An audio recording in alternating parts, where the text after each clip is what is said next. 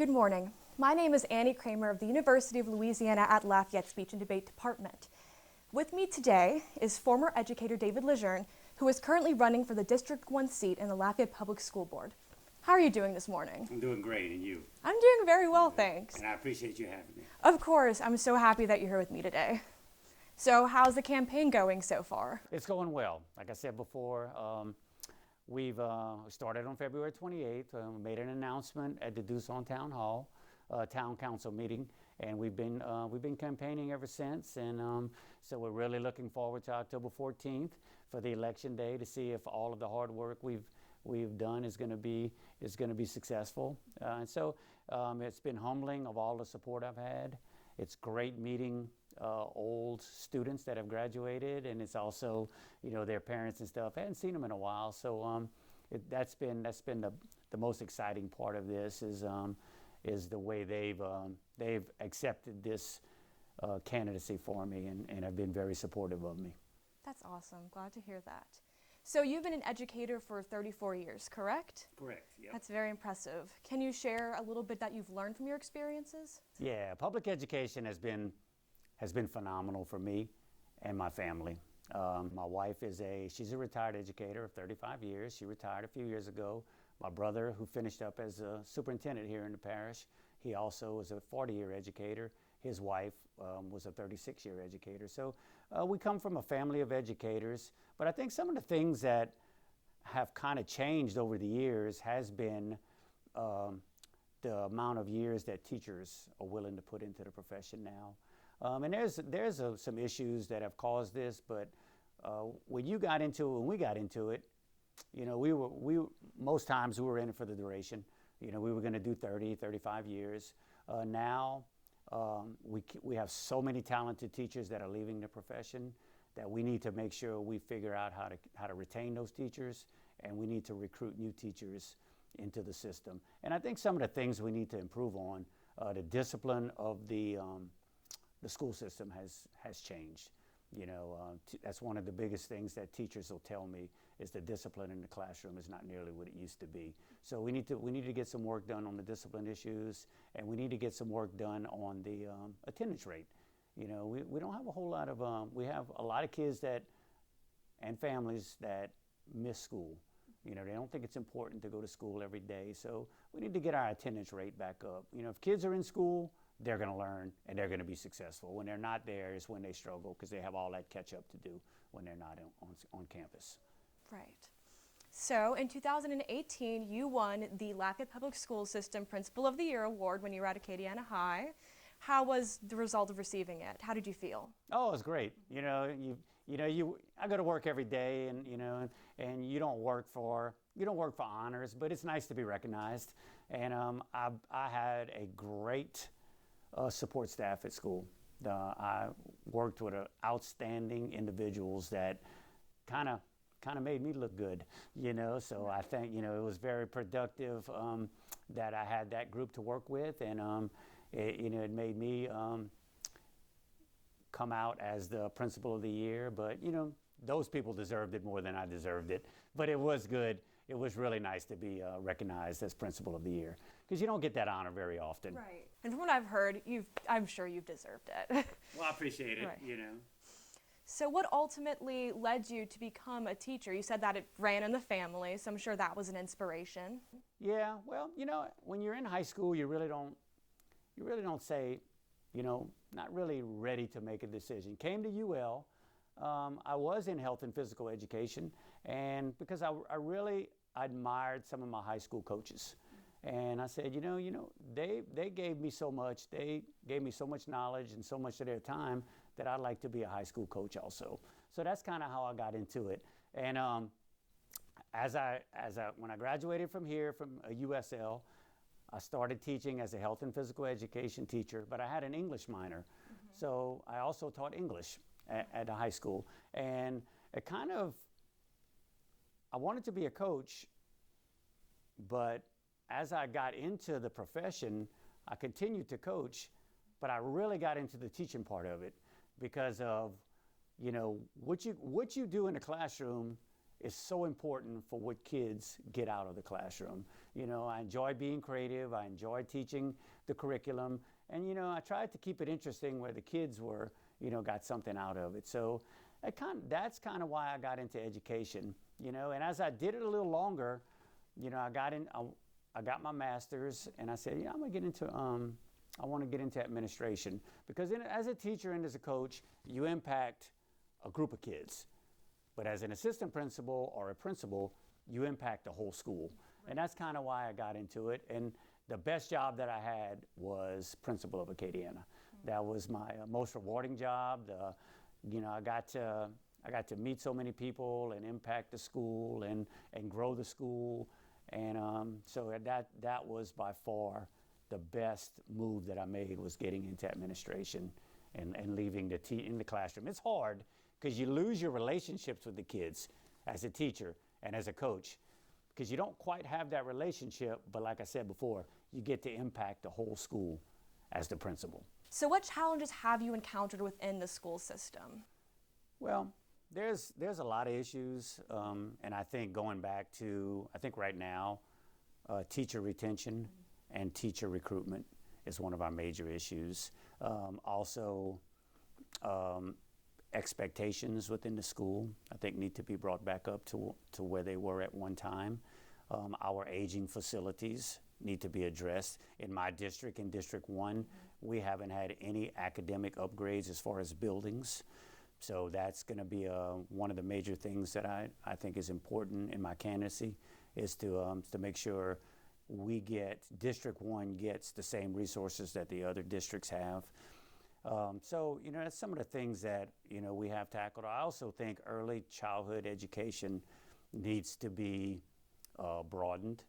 You know, we have small pockets of it in the parish, but if a kid is not at grade level when they enter school system, if they can't read and they can't comprehend what they read, they're already behind. And as the principal at Acadiana, when we got a kid that was at grade level, over 90% of those kids graduated. Kids that were behind, you know, grade-wise, their reading level wasn't at 9th grade, they didn't comprehend where they needed to comprehend, they struggled. You know, it's hard to catch up. So I think kids need to, when they enter school, they need to be at grade level, you know, so they're not behind. Because once you get behind, you continue to get behind, and it's so hard to catch up. And when they don't catch up, that's where the discipline tends to get worse, is because they can't quite do what needs to be done in the classroom. So, you know, they're getting at a point where they are just acting out and acting up instead of, you know, taking care of their academic business. Right. And because of these challenges, do you have a specific plan to combat this, or is this a work in progress you're trying to or would like to achieve? Yeah, it's going to be a working process. You know, I've never been on the school board before, so I don't know the inner workings of it.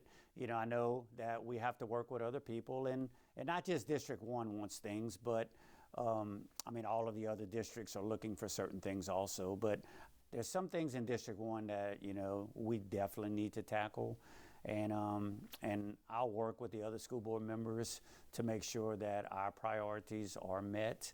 You know, but I really feel that we need early childhood as one of our major things, and you know, and I'll work with, of course, not just the school board members, but the district staff and administrators also to try to get a plan together so we can make this happen a little quicker than, you know, you don't want it to linger, because the more it lingers, the more kids are left behind. Right. You know, so, and then we also, teacher retention is a big one. You know, and that's something you'll work with personnel and human resources to make sure we get a plan in place. And I want to be used as a resource. You know, I don't want to be just a school board member. I want to be a resource because I've been doing it for 34 years. I have ideas on how to retain teachers. I have ideas on how to recruit teachers. So I want them to use me as a resource, you know, going forward. Right, absolutely. So how are you personally involving, like, working with others and teamwork, and how important do you think that is to be able to achieve what the ultimate goal is and what you would like to achieve? Oh, it's vitally important, because the good thing is, after 34 years, I've made relationships with a lot of people. I know most of my principals already in District 1. I know the majority of the central office staff. I know the bulk of the school board members that are running for the candidacy. So I don't have to gain that relationship with them. I already have it. So instead of taking that little time to learn everybody, we can just jump right in, and get started with our work, and getting the priorities in place and getting things done instead of that little learning process and that orientation process. I don't need that, because I already have those relationships in place. And being a coach and being a teacher and of course being an administrator, you learn how to work with people, because if you don't, you'll get nothing accomplished. Worked with a coaching staff for coaching, worked with an administration, of course, while I was the principal. I led the group, but I had that great working relationship with them. So, you learn leadership styles from a lot of people, and you develop your own as you go. And I'll use that, my leadership style also, to kind of influence, the board and the central office staff, is to, to kind of get what I want. Absolutely. So you can just jump right in. Yeah, that's good, because I already know it. I don't have to learn names, and I don't have to learn people. I already know them all. So we'll just be able to, hopefully January 1st, we'll be able to jump right in and get to work. Absolutely. So a huge portion of your platform is devoted to trying to get previous educators onto the board. Can you elaborate more on that and your platform as a whole? We've touched on it a little bit already throughout. Well, my slogan is, once an educator, always an educator. And I truly believe that. I live that. My family lives that. And I feel I still have a lot to give to education.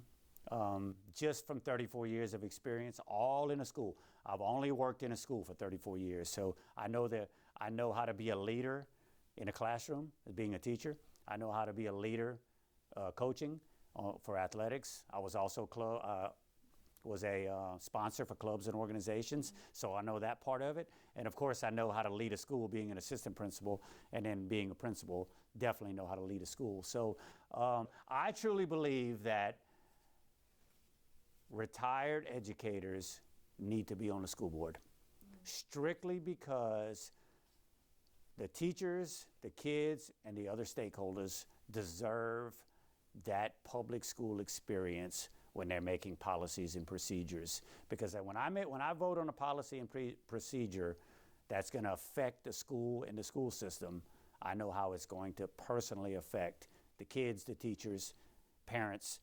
So it's imperative that I'm not the only one, the only retired school board member. We're lucky right now. We have Coach Sam Tolley that's running in District 6. He's a 40-year retired educator and a coach.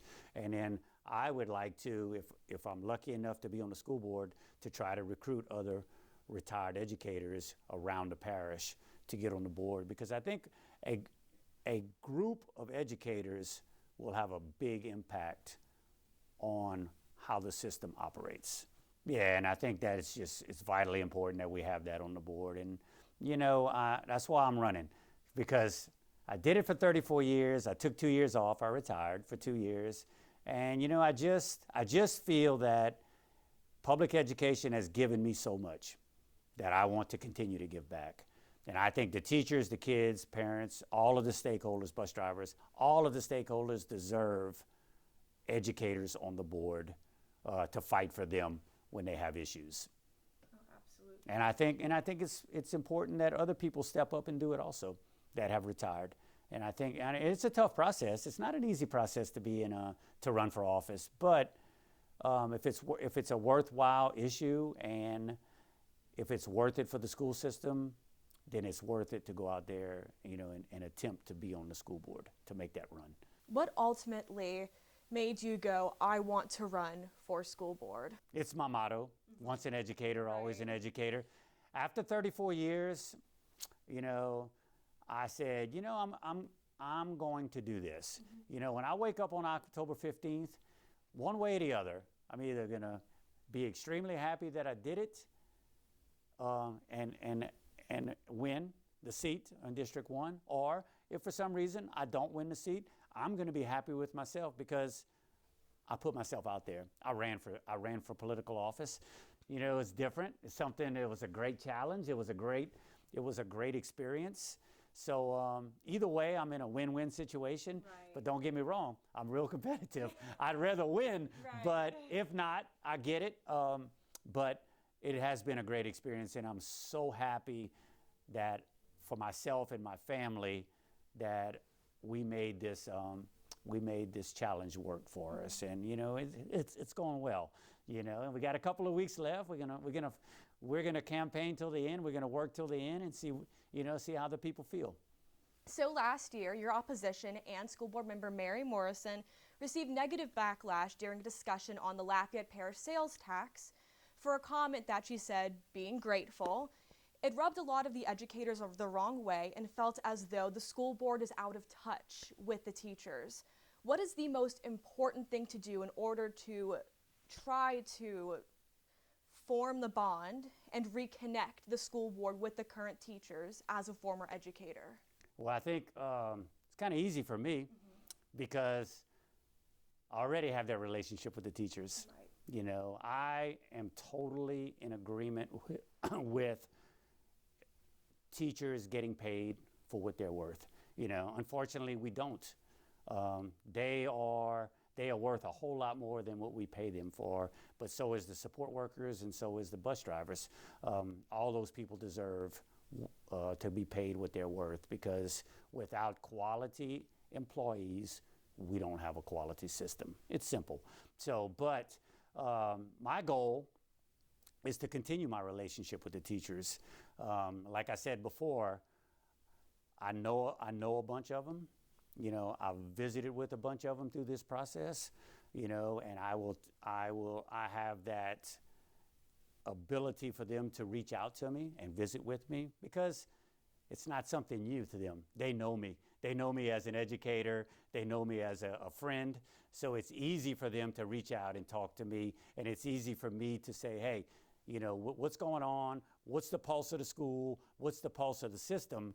So I can basically be used as a resource from the other school board members that don't have that, ability to get in there and visit with those teachers to try to regain the trust of the teachers and the other employees. Because it's important. I mean, it is important that we have that trust, because like I said, we are asking them to do the most important job in society, to be a teacher. And we have to make sure that they have every resource that they need to be successful. 100%. Every kid deserves a top-notch facility. That is you quoted in The Advocate, and that is an important statement. Can you elaborate more on that? Yes, I mean, we have, the present school board has done an outstanding job in starting the process of building schools, building wings, academic wings. But like I said, in District 1, we haven't had that. Southside is a beautiful facility. The New Prairie, beautiful. Karen Crow Heights, the New Truman, all of those schools are state-of-the-art. Well, if those kids have the opportunity, and the New Lafayette High, I forgot to say that, it's going to be a beautiful facility. Those kids have the ability to go to school in the state-of-the-art. The teachers have that great learning environment from these new facilities. Every school, every kid, every teacher deserves that type of building and that type of environment to go to work in. And kids have that environment to go to school in. We shouldn't have, a kid should not have to go to school in a portable building. So we have to improve our aging facilities, especially in my district, in District 1. We need new facilities. And I know it can't all be done at one time, but we can start the process of looking and trying to prioritize what buildings need to be replaced and what needs to be done to replace those buildings. We were lucky in 2016, Westside Elementary, one of our feeder schools for Acadiana High, it flooded. So FEMA, rebuilt the school for us. So we do have one new facility, but the other facilities have had no academic improvements, in a long, long time. So those kids and those teachers deserve to go to school in a great environment, in a great new building. So, but it's coming. Give us some time, it's coming. So. And with these new buildings and facilities, you're a firm believer that this could help those get more interested and involved in education? Yeah, I think so, because they'll see that new facilities, I mean, a building doesn't make a school. Right. But it helps the public perception that the school board is trying. We're trying to upgrade our facilities. We're trying to keep public education relevant. So with new facilities, because a lot of times people drive around, they only see the outside of facilities. They don't know what goes on the inside. They don't see the outstanding teaching that we're doing. They don't see the outstanding learning that we're doing. But you got to change that perception that we got to, of the public, that we are making an attempt to make sure public education in Lafayette Parish is relevant and stays within the top 10 parishes, in the state. Absolutely. And it's with that attempt that inspires more and more people about hope involving this, especially because as of right now, Louisiana is 49th out of 51 in the United States, and it is definitely looking for room for improvement throughout the state, especially among Lafayette Parish. Absolutely. We need everybody. We need everybody in the parish to jump on board. It can't be just done with the educators that we have in place. We need public support also, to make sure that we stay relevant, because it's important. We have, schools now, you have a lot of choices on where you can send your kids to school. You have private schools, we have charter schools, you have home schools programs. But if the public school is relevant, I want that to also be a choice that parents make, to say, hey, my talented student is going to go to a public school where they can they can become more talented with those great teachers and those great administrators that we have, go to school in a state-of-the-art building, and when they finish school, they're prepared for that next step, whether it be the workforce, whether it be military, whether it be college, or into a trade school or something like that. So, that's kind of what we're looking for. Absolutely. How have you seen changes within the school system since the COVID-19 pandemic? Well, that was definitely a rough time. And that, unfortunately, made a lot of teachers and a lot of administrators leave the profession. And I think the work ethic that we had built up for so long kind of dwindled a little bit, not from the teachers and the administrators, but from the students. They got to work from home. They got to work on their computer. So we lost that face-to-face instruction for, like a half a year, and then we were late starting the following year. So it's taken a while to get that face-to-face learning back. It's getting up for that work ethic for the kids. We need to get that back to where we were. So I think that hurt us in that aspect. But I think overall it's starting to, we're starting to get back to where we were. I'm not in it anymore, but I'm still active, within the system, and I still visit and still talk to a lot of the administrators and a lot of the teachers, and they're kind of telling me that where we were before COVID, we're slowly getting back to those standards and that work ethic that we had before that. Right. So.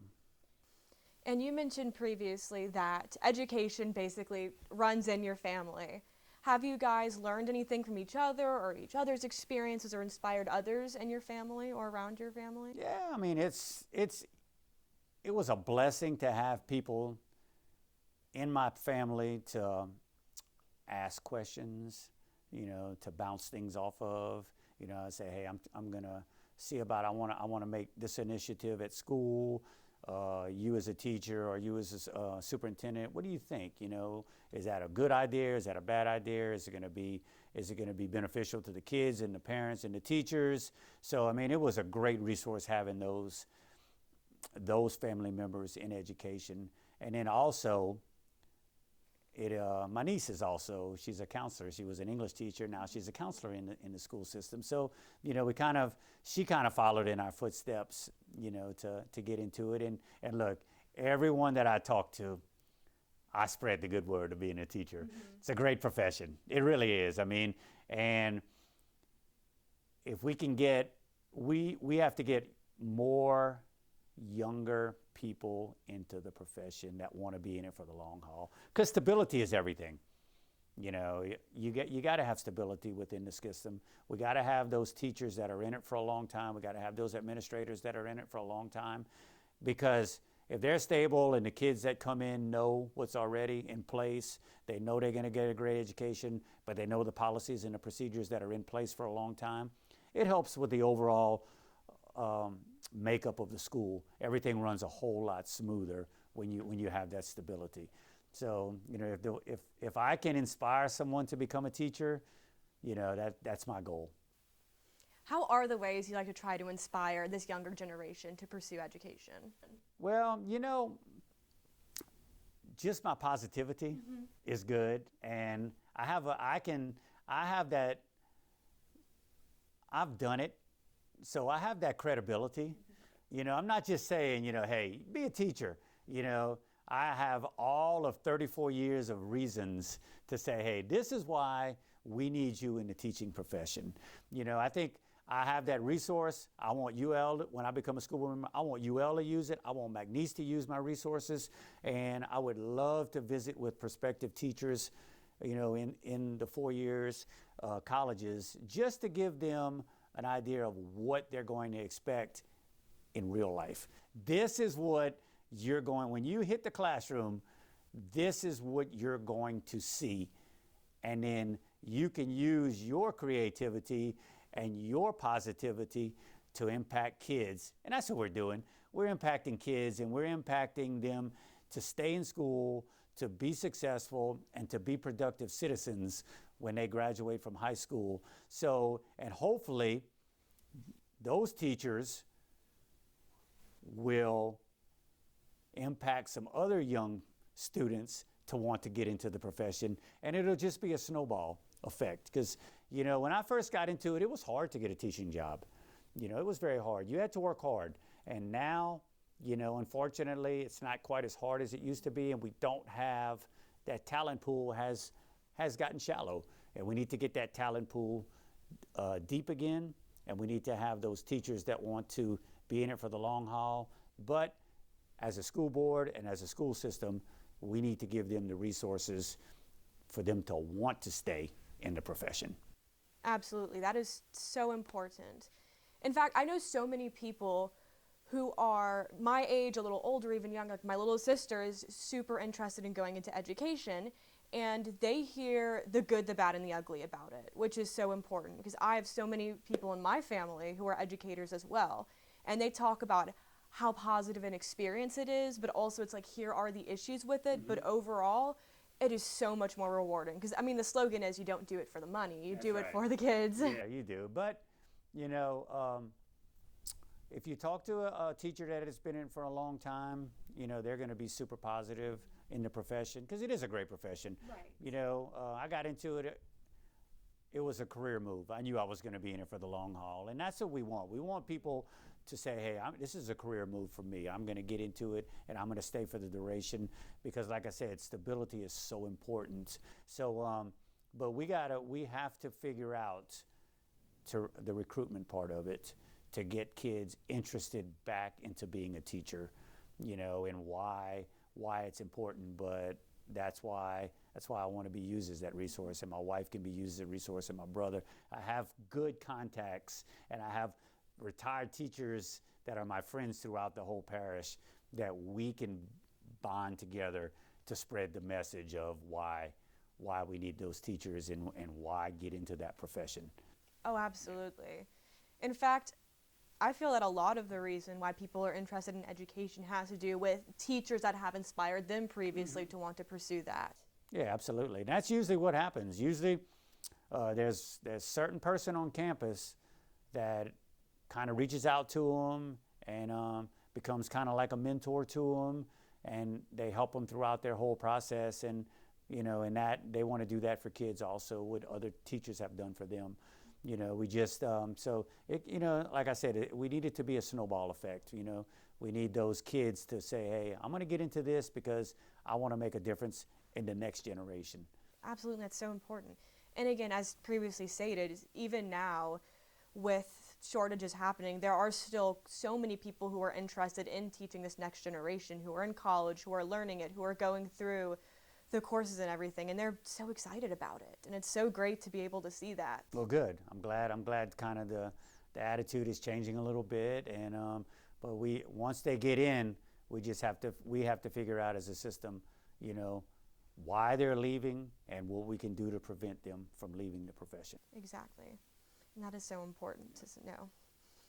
All right, so as we are wrapping up, are there any more discussions you would like to talk about, or is anything else you would like to say? Any closing I'd like statements? to say that, you know, first of all, thank you. Of I course. appreciate it. It's always good to spread the good news of education. You know, I love talking about it. I love being a part of it, and that's why I'm doing this. But, you know, I am running for school board because of my slogan, once an educator, always an educator. I truly believe that the public school system deserves a retired educator of 34 years. And that's why I'm doing it. And I think I have a lot to give back, and I think that I can make a difference in the school system. Absolutely. That's wonderful to hear. So the election is going to be taking place October 14th, and if necessary, a runoff will occur November 18th. But thank you so much, and have a great day. I I'm happy to be appreciate it. here. Thank you so much for having me. Absolutely.